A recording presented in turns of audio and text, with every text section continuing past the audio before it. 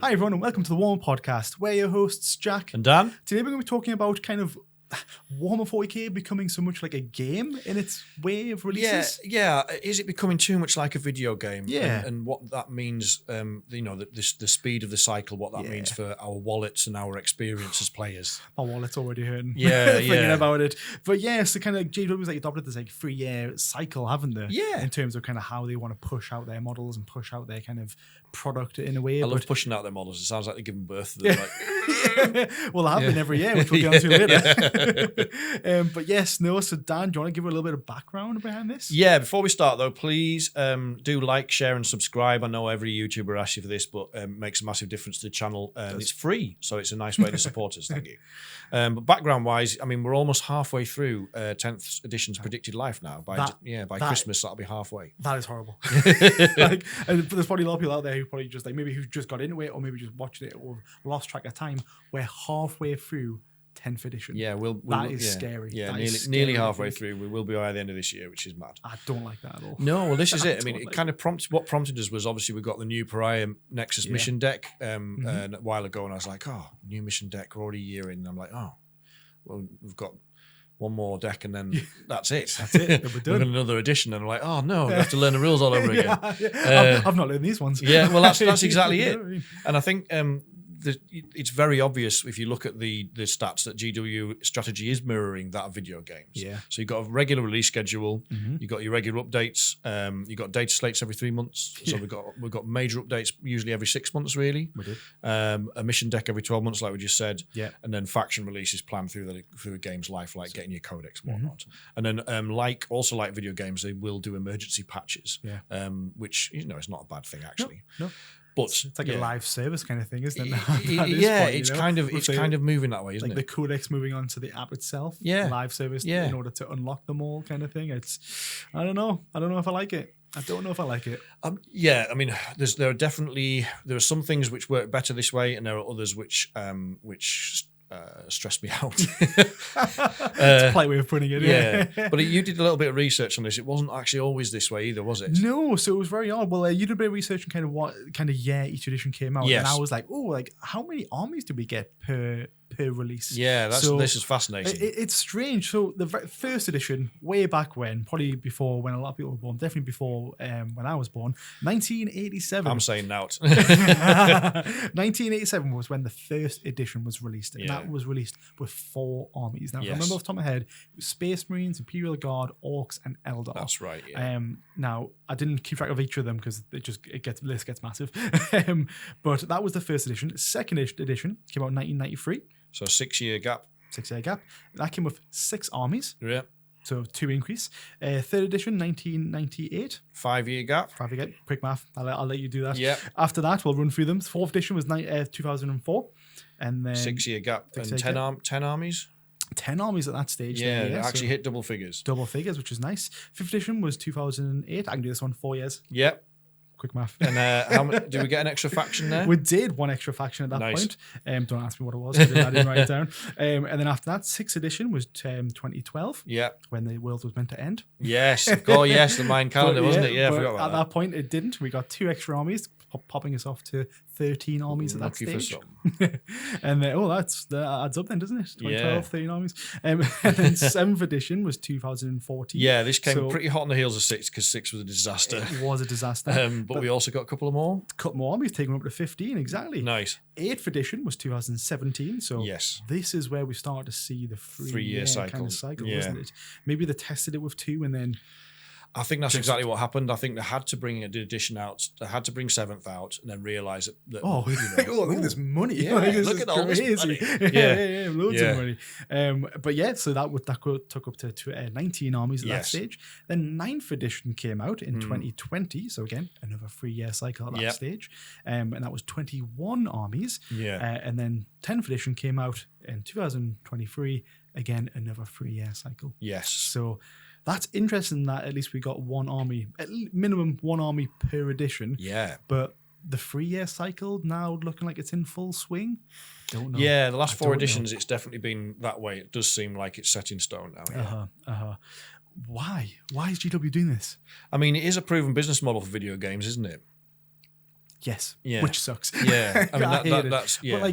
But I guess like video games are such a different kettle of fish in terms of like what they do, and because within a year, a video game can become, old. Yeah, in a way. yeah. I mean, you get those classics out there, of course, like Mario and all that sort of stuff. But in terms of a video game, the graphics can change, the consoles can change, lots of things can change. But with Warhammer, Warhammer does change in terms of its models, but the game itself doesn't really change, doesn't need to change. And I think, video games is a much bigger industry. It's like a multi-billion pound industry.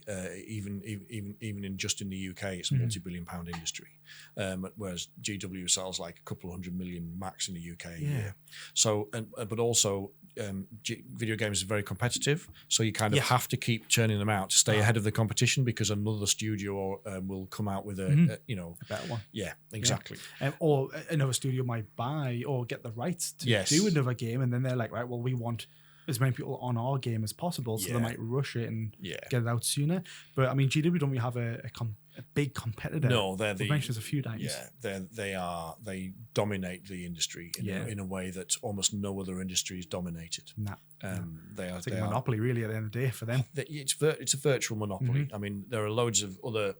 They're almost all virtually indie type of producers, but there's nobody anywhere near their size and scale. I mean, comparing the two industries together and seeing how GW is moving towards the video game aspect, is it good that GW don't have a competitor? Because if they released one that was much better, would GW think, bugger, we've got to bring our cycle forward to compete against our competitor to bring people back? It's kind of that awkward hypothetical. Yeah, I mean, well, this is the thing, is they've already adopted the video game model, which is kind of based on competition, but also it's based on revenue generation, isn't it? So the video game industry does it partly because studios have to try and stay ahead of the pack, but also because they've worked out that consumers will buy the newest iteration. Yeah. And that's why GW does it. It's true. You've got to think, like, if GW had the bandwidth to release a new edition every 2 years, it probably would. It probably would. For money. I mean, it's worked for them. Like global sales in 2014, when this 3-year cycle started, right? 7th edition, global sales were 123.5 million. So all of their sales worldwide were probably about the same size or slightly less than what they sell in the UK alone now. But global sales in 2023 were nearly half a billion pounds, 470 million. So it's. I mean, as you said, there's other things that has impacted that. Like they've grown the number of factions, they've grown their global footprint in terms of like bricks and mortar, etc. Yeah, true. They've grown licensing, all of those things. Yeah. But fundamentally, the 3-year cycle, I think, has played a key part in this revenue growth. It definitely has. And again, for a business, it makes sense. If it's earning money, then why not do it? But I guess for a consumer, it's hurting our wallets. And if you look at the 5 years prior to that, 2019 to 2014, they were adding the odd faction, as you've just pointed out, in those editions.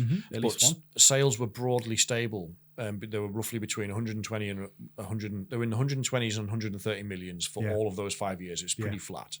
And then once they hit this 3-year cycle is where you see the revenue growth. Now, I mean, obviously in 2024 now we're looking at doing like collaborations with Amazon and such.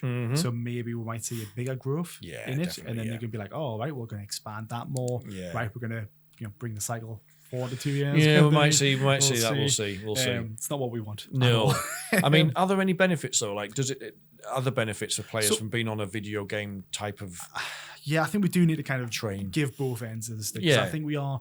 Overall, I'm almost against it, but there are some benefits to it. So so as you say, I mean, 10th edition, probably the most balanced in all of the editions that I've really seen.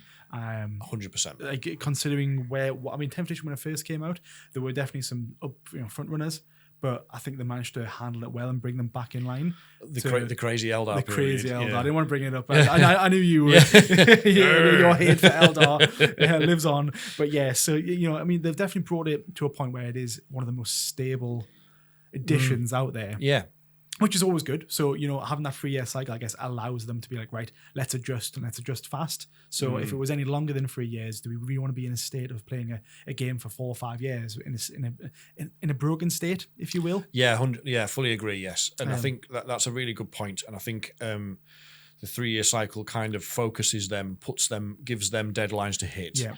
And it does feel like the edition is easier to balance than previous editions as well. Maybe it's because of the work they've put in. Exactly, they've laid the foundations of allowing the change, and also learn from the changes as well. Obviously, in the past they used to change abilities a lot on the codexes, so you'd get your codex day one, be over the moon, and then they change a bunch of abilities, and you're like, right, well, this book's useless now. So I think I think they're really focusing in on what the terminology says to allow them to maybe be like, right, the ability stays, but let's just reduce the points. Yes. To then make it a bit more balanced via the points method. Yeah, and because you've got more universal special rules, they can say, so like you can say, right, this is an extreme example, but you could say, right, from now on, Deep Strike is Deep Strike within 8 instead of 9. And then that just applies across the board rather than having to, in 9th, it had different names for, the same ability had 20 different names in different factions. Which is super hard to keep track of for every player out there. Yeah. It's probably worth mentioning as well, I know we're saying 10th edition is the most balanced out there, but this is still the 4th edition of the 3-year cycle. Yes. And, I mean, 9th wasn't, it was all over the place in terms of balance.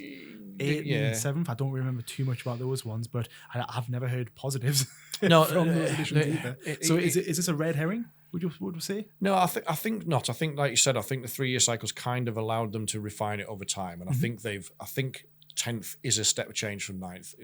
You can see the same game mechanics in there to some degree. Yeah. But I think they've built an infrastructure that is easier to adapt and quicker to adapt. Yeah. I like it. No. Yeah. See, I think I agree and disagree just because with like a 3-year cycle is too short. But again, I'm being too negative. We'll get on the negatives. Well, I mean, very shortly. I think that's fair enough. I mean, you could build the infrastructure well and still have a 5-year cycle. Yeah. It's how fast you react to. Yeah. Is it easy to fix? Is it easy to patch? Yeah. And this edition is, and the way partly because they've gone more digital or whatever, but it is, and they are reacting quickly to patch issues. Yeah, as much as and I don't hate Eldar. I'm quite happy playing against Eldar now. They're great, and I love the faction. But at the beginning of this edition, they were nuts, and I did hate them. But they patched it. I think a lot of people hate them. Yeah, to be fair. Yeah, everybody did, apart from the Eldar players. Unless the first Eldar players. You're like, God, this faction sucks.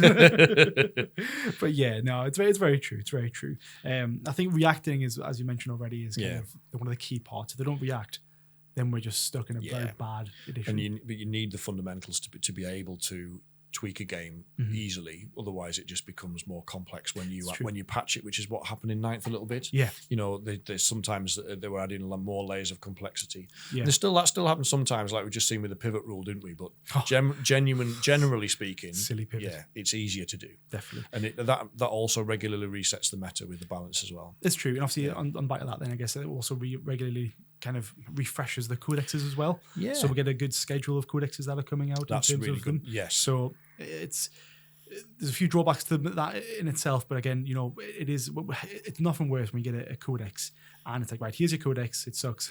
Yeah. You've got 5 years to wait until it's good again. It's like, oh my goodness, like what can we do at this point? Yeah, in the old days when you didn't know when the next edition was coming, that if you got an early codex and you didn't like it, you were stuck. Or it was just underpowered and everyone else was just what was it, the codex creep where it was just like boom, boom, boom. Yes. That really sucked.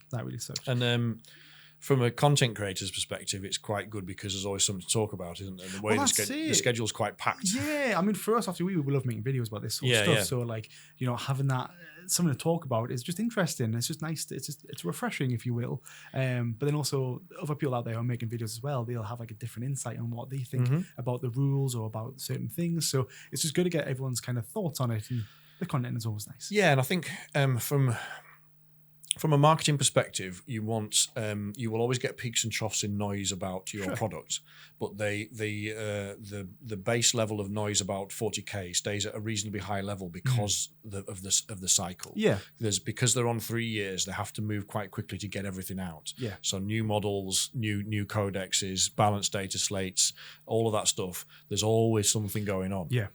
So in that respect, if you love Warhammer news, there's always Warhammer news. Exactly. Yeah. I mean, White Dwarf Score's got loads of stuff going on as well. Yeah. So I mean, obviously we're specifically talking about Warhammer 40K, but I mean, there's loads of things out there like animations, books, lots of stuff, painting things. So lots of stuff to talk about, which is always nice. And you could probably tell by the tone we've been talking about there. I mean, while there are good reasons for a 3-year cycle based on the kind of video game premise, there's quite a few drawbacks. Drawbacks, Dan, is what I want to talk about. That's what everyone's here for. That's what I'm here for. Yes.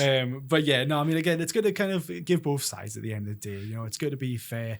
We're not like, but let's poop on them now. We don't bash them for the sake of it, but there are some valid criticisms here, aren't there? There is, because as a business model, it makes sense. They're making money. Why stop? Yeah, it is a valid thing for a business, but again, for a consumer, it's just there's just so much to keep track of and all that sort of stuff. And I mean, going down the list that we've got, overspending. You know, people have a fear of missing out. Yeah, FOMO. The FOMO is definitely real, isn't it? It is. It absolutely is. I mean, I definitely suffer from it. Yeah. You know, I mean, a new Necron. I mean, I'm a big Necron player, as you are. New models come out. It's like, I need them. Like, you know, it's like, oh my God, like they look amazing. I want to field them. I want to use them. Even though I've already got an Oracle model, they released a new one. I was like, yeah, I want that. Yes. I'm definitely part of the problem. I don't know a Warhammer player who isn't though. We're all 40k, almost all 40k players are suckers for the FOMO. And if they bring something new out, it's like, ooh, it's new and shiny. I need that. Yeah, you've got to have it. And it's like, oh, I've already got the model. But it's like, do I really need it? Probably not. But do I want it? It outweighs. I mean, I was on them when the new Necrons came out. I was on a model buying ban because my pile of shame is ridiculous. Mine's getting pretty bad. Yeah. I don't. I'm hiding mine. But it was really hard not to try and sneak them in. You know, like, well, I'll just buy 3 overlords with translocation shrouds. They're only little boxes. I can field free. Yeah. Why not? Yeah. Why wouldn't I? It'd be silly not to.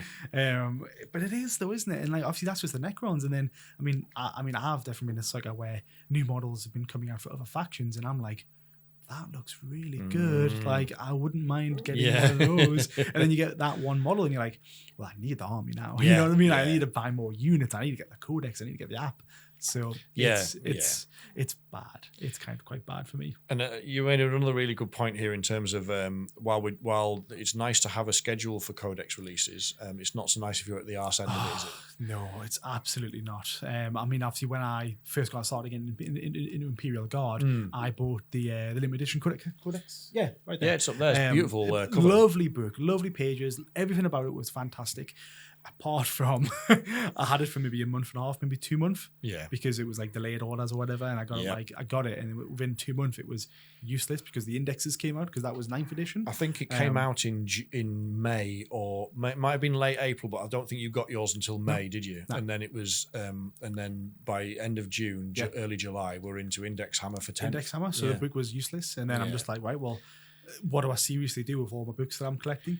And in 9th edition, that was big because of the codex creep was so real that you were still using an 8th edition codex, which sucked balls. Like so awful. You know, they were throwing ideas like giving you guys lethal hits on 6s and stuff just to try and keep guard players playing. But like, I think there was a lot of Imperial Guard players out there who were just like, this sucks. Like it's not possible. And it's not just having to play on a weak codex. It's just feeling that unloved and neglected, you know. It's a massive slap in the face to get your codex a mere matter of weeks before a new edition, and it's going to become obsolete. Absolutely. And I mean, I know I'm talking about Imperial Guard here, but then if you look at the World Eaters, they had it worse. Because half of their units you couldn't buy. So you'd get the codex, you'd buy all the units or the combat patrols, you'd have half of your army. And then half of the units you couldn't buy.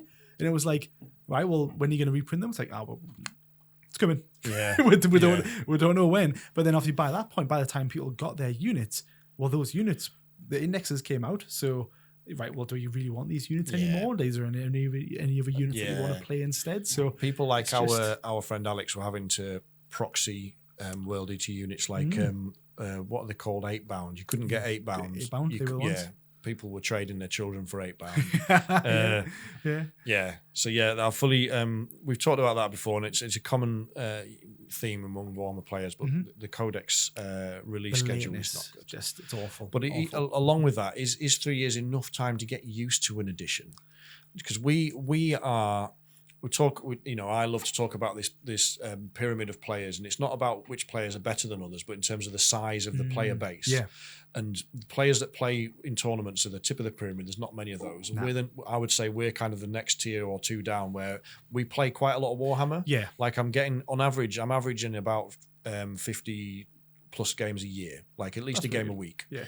Which for a lot of people is quite a lot of Warhammer. It is. But the casual Hammer base, they might be getting a game in a month. Yeah. Your Dad Hammer network, where there was guys that have got younger families and can't get out to play that often, or just simply have other games that they like to play. Playing, if you're playing once a month, do you have time to get enough games under your belt to really enjoy it? Or learn it. Yeah. Because again, enjoyment's always there, but it's the learning element that we're really struggling with. And again, at that 3-year cycle, again, you'll have maybe the average person might have, like, I don't know, 1 game a month, maybe 2. Yeah. So you're looking at maybe 20 games, or whatever, and it's like 20, 30 games, and then it's a new edition. But also in terms of that investment for that little, if you're not playing regularly, is it worth the investment? So a new edition every 3 years, new rules and a new Prior Nexus or whatever. Every new year. mission deck every year. Yeah, so they learn a lot of codexes, and then after everyone else's codexes and learning what they do, really hard. Really difficult to keep. Yeah, casual Hammer, you can basically, if you're just playing with your best mate, it's just the two of you that get a game in once every 6 weeks or something, you can just play with whatever you've got. If you've still got 9th edition, or you still got the Leviathan mission deck for 10th, and you're still playing an index Hammer, you can just play. Yeah. But if you want to play at a local gaming store or at a tournament or with a wider circle of friends, you have to be up to date with all the rules. You do. And it's a lot to take in. It's a lot to take in, yeah.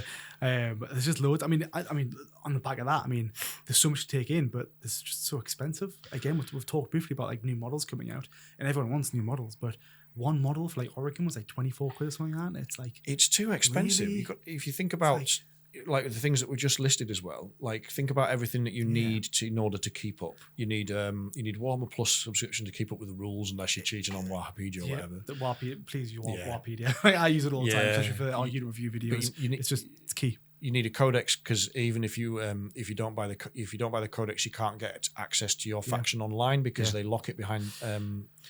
Another thing which I hate. They're like behind the paywall. So you've got to have a codex to unlock on your phone. You've got to have the new mission deck. Again, use Warpedia, please. Yeah. we don't promote them. We're not sponsored. But sponsored by Warpedia. That would be great.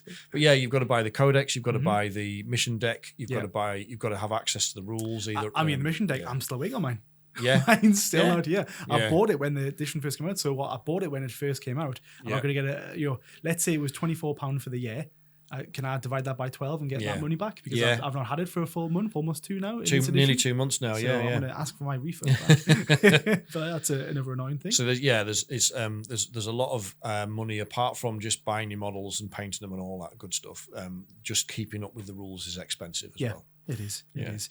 I feel like we've been far too negative. If we are, let us know. But I feel like we're also not. It's like, I feel like we're making some very valid points, but there's also ways you can probably get around it. I know we've briefly mentioned about learning the rules. Well, you've made a very good point about, you could just stick to using the old rules. Valid thing to do. If you're not very a competitive player, or you're not very much bothered about the new rules, you could certainly just not use them. And just continue using the old ones. Trying to wade those comments away from us. It just depends on, but it comes back down to what kind of Warhammer, what kind of 40k do you play? Yeah. In our circle, we all need, we play it. We go to some tournaments. We play the most up to date rules, so you have to keep up. You do. If you're playing in a league at a local club or a gaming store or a tournament there, you need to be up to date. Yeah. Like if you're getting a game in. At a local club, and you're like, all right, Jack, let's get a game. We haven't played 40k for a couple of months. Let's play 40k. And if you're already playing on the Prior Nexus deck and using the latest balanced data slate rules, and I'm 6 months behind, and I've still got Leviathan, and I don't know about the data slate. Yeah, it's incompatible. Yeah, it's true. You can't do that. Yeah, so it kind of forces you to keep up.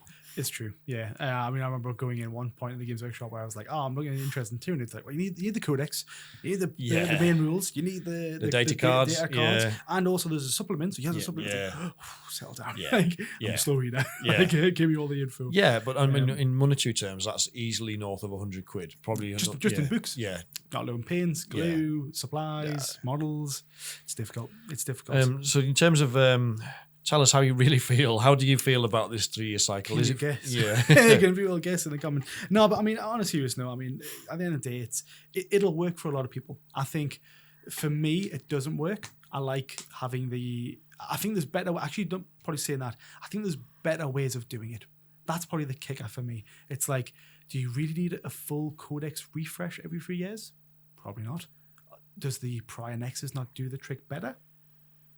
in my eyes. Yeah. Prime Nexus was a good refresh. Yeah. Because if people are saying like, a 3-year cycle is good because it brings flavor, I think it's a valid comment.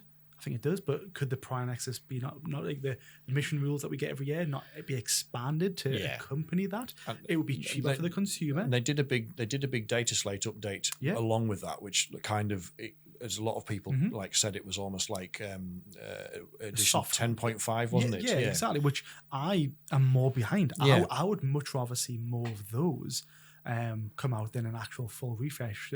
Mainly because another reason why is because all my books that we've got, the books, the cards, the data cards, the Prime Nexus mission decks, all that becomes irrelevant in the snap of a finger. Yeah. And if you collect multiple armies, you've got multiple of those. What do people do with all their old books? Do they keep them? I mean, obviously, we're lucky enough to have some of mine on display. Yeah. But like realistically, before we start this podcast, they were just in a box. In a box. Somewhere thingied. Maybe I sell them, maybe I don't. Maybe I reflect them in the future. But yeah, if you love a faction like Necrons, like you kindly when you went to like an event, like a car boot sale for Warhammer, and picked up a couple of old codexes for me for Dark Eldar and Necrons, which I really appreciate because I like to look at the lore and stuff like that. Well, that's it. I thought it was nice. The book is not functionally useful. Yeah, it's pleasant to read, but it's not functional. No. For me, I think you've hit on it there, right? So if we had a 5-year cycle instead of 3, but they focused on refreshing the game every year with the mission deck, expanded, maybe some because rules, a year is a long enough time. So by the last 3 months of that mission deck, I felt like I got a really good handle on it. Yeah. And the last month of that mission deck, it was starting to feel a little bit stale because you kind of could predict what was going to happen. Yeah. And that shouldn't happen in 40k. It's meant to be a fun game. And then as soon as the new mission deck came out, we're like, wow, this is great fun. Yeah. And it's kind of revitalized that. Yeah. Along with rules changes, apart from pivots. Don't do that again, GW. Get rid of that. Yeah. But along with rules changes that also refreshed the game. Yeah. So it was like, wow, this is brilliant. It was so lovely. we don't but the other thing I think you nailed before in terms of the 3-year cycle, if we had a 5-year cycle, 5 years, we could get all the codexes out in the first 2.5 years. Correct. And then everybody gets 3 years of their codex near enough. Yeah. And that would be awesome. That would be so much better because that would give everyone the flexibility, and the consumer, us, would save money because we've got our books and such for longer. Yes. And that still doesn't stop them from doing releases of new models. No. It still allows them to do it. And to even on top of that, to make it even better, I would love them to move to some people probably black and white about this one, but in terms of a subscription model for their app, because currently we all buy one codex for one army. I'm doing Imperial Knights at the minute. Yes. Imperial Agents just came out, but I can add my Imperial Agents to my Imperial Knights army, but I can't add them anymore because they're locked. So I can't see. So on Index Hammer, it was common for Knights players to take, for example, an assassin. Vindicar Assassin or Calidus or whatever. Yep. But you can't now see the assassin because they're paywalled because their codex has come out. The codex is thing. Which is just so bullshit. I'm going to have to buy an Imperial Agents codex. I don't play Imperial Agents just in order for me to see them. I'm fundamentally I'm going to be using another source like Warhammer. Yeah. Not sponsored. But Warhammer to get those rules. And this is where, again, I personally have to say, look, move to a subscription model. Oh, I don't know, maybe like 15 quid a month or something like that. Yeah. Right? I'm not trying to sound like a lot per month, but that would be access to every codex and every rule that's on the app. And that just means you don't have to keep buying loads of books because books are they're like 30 quid. The fundamental rule should always be free, but access to your armies should be on a digital subscription model. Yeah. I'm still going to buy the codex for the factions that I love, still for the reasons we've just talked about. Yep. I'm still going to buy a Necron codex. Still going to buy a Dark Eldar codex. Yeah.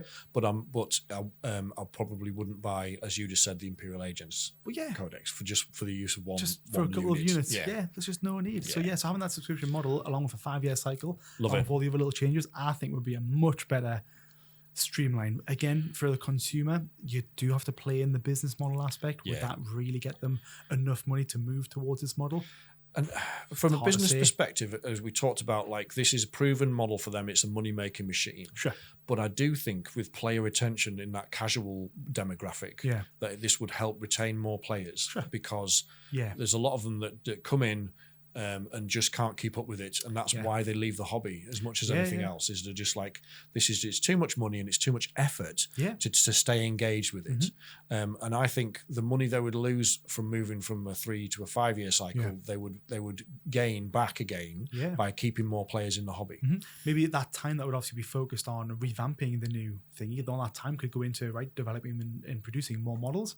Because more models, even some of our supplements or boxes, like artwork and like books and lore and such, because we love all that. We gobble that up. Yeah, we do. And that's all the glue that helps stick people to the hobby. It makes it more sticky, as we say in marketing terms. That was it. So I would imagine if they moved to a 5 year cycle with a subscription model, within the first year, they released all of the codexes, all 21 codexes. In the first year, everyone's loving life. All new codexes, massive refresh. But year 2 comes along, they're like, it's getting a bit stale. Right, new model releases. New supplement, new mission rules, basically all of the new stuff that makes the game fun. I think it's difficult. I mean, if they move to a 5 year cycle, the first 5 years, you're not going to get like, let's say they decided that now, right? Sure. So they said, right, instead of introducing a new edition and after 3 years, so 2026 instead of 2020, let's move it to 2028. Sure. So this edition, it's still going to take them 3 years to get the codexes out, but the extra 2 years before the next edition should enable them to have it all ready. You're right.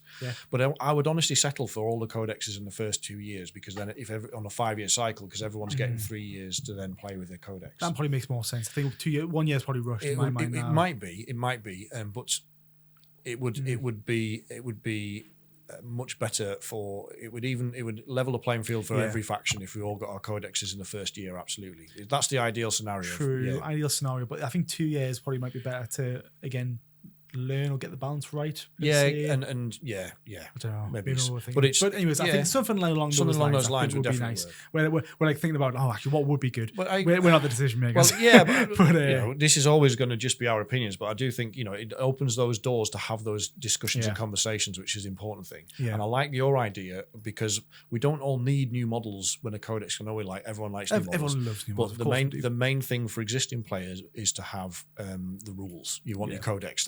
That's your priority. And have fun. Have fun with what you've got. Because if you get it, I mean, we've seen some of the releases where one codex is great and then one codex is awful.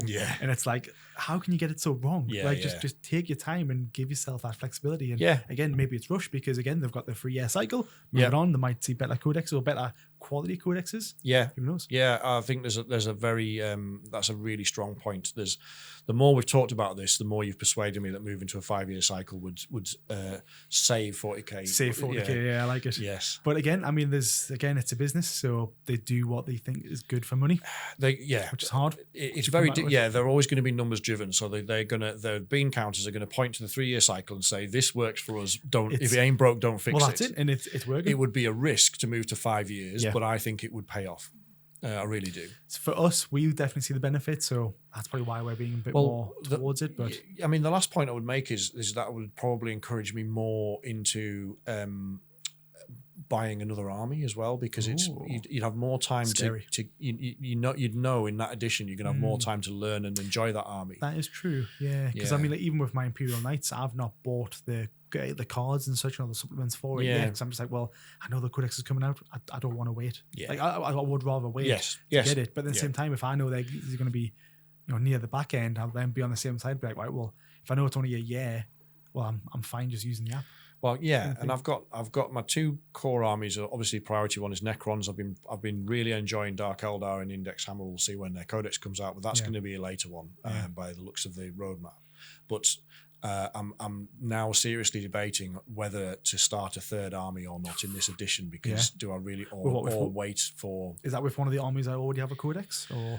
I've got some Gene Stealer cults that I bought, which are kind of like on a back burner project, and I've got a few orcs that because I'll go one way or another, but there's still the investment in buying all of that stuff, growing that army to 2,000 points, buying all the stuff we've just talked about, and it's a lot of, and then learning it, and then you get into, and then what if they pull the rug out from under your feet and it's a different faction in 11th, in 11th. So who knows? Yeah, I think for for a 5-year cycle, I would feel much more confident about having build, and almost in every edition you'd be looking to bring another army in. I think because you've got the time to enjoy it. Mm-hmm. Predictions on next army in 11th. We're doing it way ahead of time. Yeah, you mentioned a good one downstairs. Yeah, I think Dark Mechanicum, there's been a lot of noise about Dark Mechanicum. I think we're going to get Emperor's Children are going to get their own book in this edition. That's almost guaranteed, isn't it? Mm-hmm. Because Valrak said so it must be true. I was going to say, someone's already going to leak it. Basically. I was going to say Emperor's Children if it doesn't get released this year. Yeah. When you said Dark Mechanicus, I think that literally just got rid of all the fog in my mind. I was like, yeah, that makes sense. They are already going towards that way. So yeah, it's a good shout. Yeah, that would heard it here first. Yes, yeah, I think so. But yeah, generally speaking, I think that's been a good discussion. Yeah, there is some negativity, I suppose, but I will stand by the fact that I think what we've all said is valid criticism. Yeah. I think there's positives on both sides, and I think there's no reason to not consider both ways because it clearly works. Fair. The attention to detail, the reactivity about patching it when something doesn't work, and the structure that it gives us is good. Yeah, I would just like to see the time frame extended. Exactly. I think just overall, just a better thing for us. Yeah, the consumers. Yeah, but that's not how GW works. They're like consumers. You mean slaves? Yeah. Slaves to the market. Yeah, I'll definitely buy those things. Yeah. No, it's been good. Good. Well, thank you very much. This is there's a lot to touch on there. So we're really interested to hear your comments. What do you think about 5-year cycle? Is Jack saved Warhammer with that? Are you happy with the way things are? Are you quite happy with the 3-year structure? Let us know in the comments. And thanks again for watching. Thanks so much.